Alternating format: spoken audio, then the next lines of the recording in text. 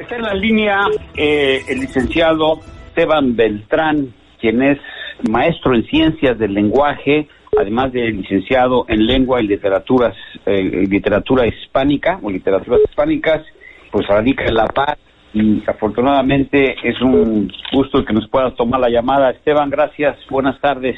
Buenas tardes, ¿cómo estamos?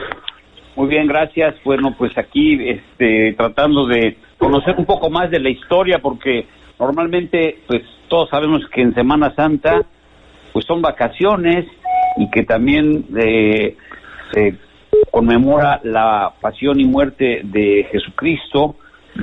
Sí, bueno, en el Concilio de Nicea se reúnen, digamos que diferentes obispos o los representantes de los seguidores de Cristo que estaban esparcidos por diferentes partes de Europa y de Oriente, y que con este mensaje llegan convocados por el emperador Constantino ahí en Nicea para reunirse y para ponerse de acuerdo, y precisamente que los festejos en todo el mundo prácticamente fueran en los mismos tiempos, y esto obedece a que el carnaval sea en las mismas fechas en todo el mundo, igual la Semana Santa sea en las mismas fechas de la Semana de Pascua, o sea, todo tiene que coincidir. Sí, además que poco se sabe realmente de lo que ocurrió en este concilio. Constantino I, emperador de Roma, Nicea se encuentra pues en Turquía actualmente, bueno, lo que era Nicea ahora se llama de otra forma, pero actual Turquía, porque estábamos hablando ya de que es el imperio romano de Oriente y Occidente, y Constantino I es el primero que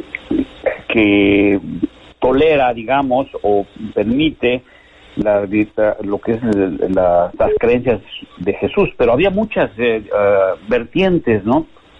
Por lo que él convoca a todos estos obispos, creo que convocó a 1800, no fueron tantos, pero llegaron de todos, de diferentes lugares de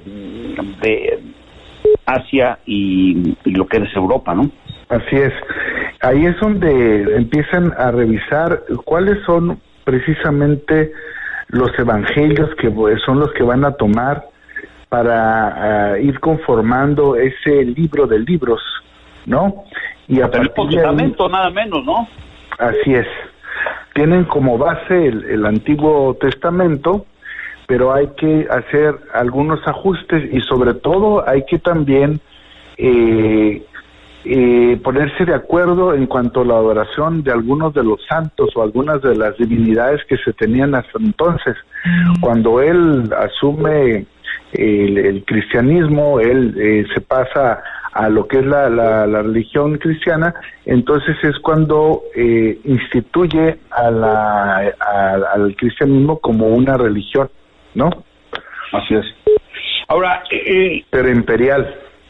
¿Qué pasa? O sea, ¿cómo se selecciona? Porque creo que también en esa época se habla de la liturgia, ¿no? De la misa, del credo, que es el todavía actual, pero también esta selección de los evangelios, porque había pues muchas versiones, ¿no? Y los que no se seleccionaron, porque solamente se seleccionaron 4, que son los de Mateo, Marcos,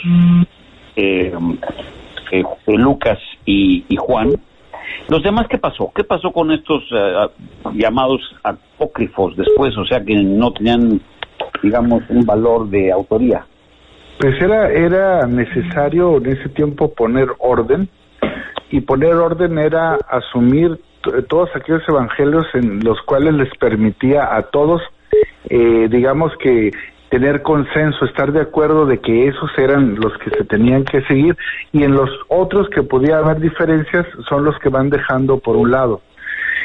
Aquí algo que es muy, muy importante destacar es que era el principio, como dicen, el principio era el verbo, y el principio del verbo, como dice la Biblia, el principio es la palabra, y es por medio de la palabra como se va a lograr concebir el mundo. Y si el mundo se concibe a partir de la palabra, pues es importante que estos libros, que esta palabra que se encuentra en cada uno de estos evangelios sea convincente para todos los que forman parte de este concilio.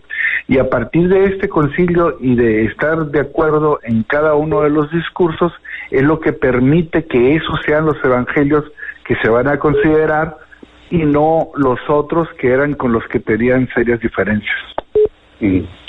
Ahora, podríamos decir que al dejar estos 4 evangelios, porque hay leyendas, ¿no?, y versiones, incluso decían que los habían dejado todos en una mesa y que en la noche los que aparecían en el suelo pues ya no contaban, y los que quedaban en la mesa era por decisión divina, que eran los que iban a regir.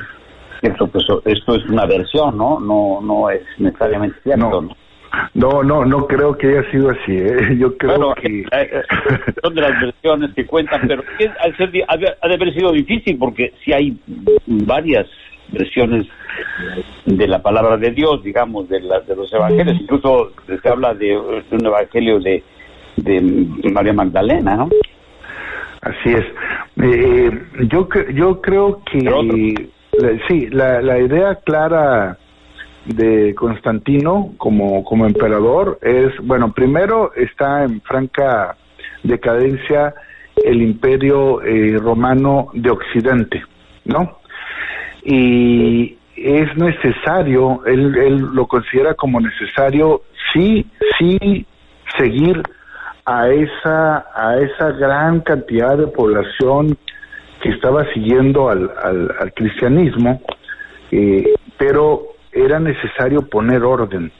Y el necesario poner orden no solamente es poner orden en cuanto las fechas de las fiestas de la carne, las fiestas de la Semana Santa, las fiestas sino era necesario poner orden incluso entre lo que iba a aparecer en el libro de libros, ¿no?, que es la Biblia. Y allí es donde radica el desechar algunos y el considerar otros. Yo creo que también otra de las visiones importantes es que se deja de lado a ese cristianismo radical y se busca un cristianismo más conciliador, incluso más conciliador en ese momento con las autoridades del Imperio Romano. ¿Cuál es la importancia histórica realmente de lo que ocurrió pues con Jesús? Bueno, nada menos de que todavía se sigue hablando de antes de Jesucristo, después de Jesucristo, ¿no?, que es muy importante. Pero ¿cuáles son las evidencias históricas de su paso él por las tierras santas que les llaman, o lo que es ahora Israel, ¿no?, y Jerusalén, todo esto? Pues digamos que es sumamente importante, porque se trata de una religión que llega a tener tanta influencia en prácticamente todo el mundo, y es a partir de esa religión como se concibe el mundo, o sea, gran parte para muchos de los hombres y mujeres que ahorita están habitando este planeta, tienen una concepción del mundo, y esa concepción del mundo es a partir de la religión. Entonces definitivamente pues es sumamente importante. Sí, porque estamos hablando de 325, el Concilio de Nicea, y pues 100 años, un poquito más de 100 años después, en el 476, cae el Imperio Romano precisamente de Occidente, ¿no? Como tú dices, se había debilitado. Y luego después de 1400, me parece, por ahí, el Imperio Romano de Oriente, ¿no? El Imperio Romano de Oriente, pues, dura muchos siglos más. De hecho, 1453, ¿no? Hasta 1453. Así es, 1453, y es tan importante que se conserva ahí, y es precisamente en la lucha con el Islam, por cuestiones religiosas, es como llega incluso los turcos llegan a apoderarse de Constantinopla, y ahora la capital pues sigue siendo Turquía, ¿no? Y se cae el Imperio de Oriente. Pero esto, entre muchas otras cosas, lleva también a que dos participantes importantes en esta Edad Media, que se da después de la caída del Imperio de Occidente, sí, en el siglo IV, es cuando siglos después, digamos, estamos hablando ya de 1433, por ejemplo, que nace Marsilio Ficino a 1499. Marsilio Ficino, como es sacerdote, como filósofo, y Pico de la Mirandola, que fue su alumno,